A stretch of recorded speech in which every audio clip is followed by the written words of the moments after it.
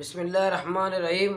بہت افسوس کی بات ہے کہ 4 ٹرالر پکڑے گئے تھے گوادر میں، وہاں ان کے زیر نگرانی اداروں کی، کوسٹ گارڈ کی، ایم ایس کی، فشریز کی نگرانی میں تھے۔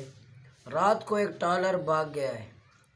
اب خود اندازہ لگائیں کس کو بیوقوف بنا رہے ہیں ادارے، کون بیعقل و بیوقوف ہے؟ آیا یہ بھاگ گیا ہے یا بھگایا گیا ہے؟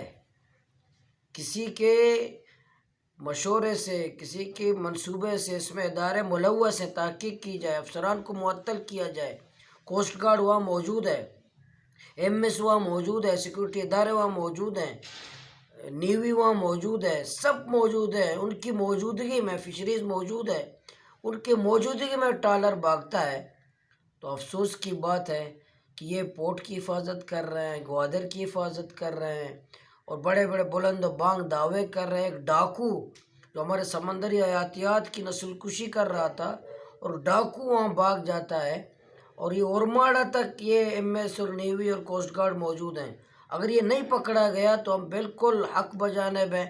اس میں فشریز، اس میں کوسٹ گارڈ، اس میں ایم ایس، اس میں نیوی، سب ملوث ہے اس کے بگانے میں۔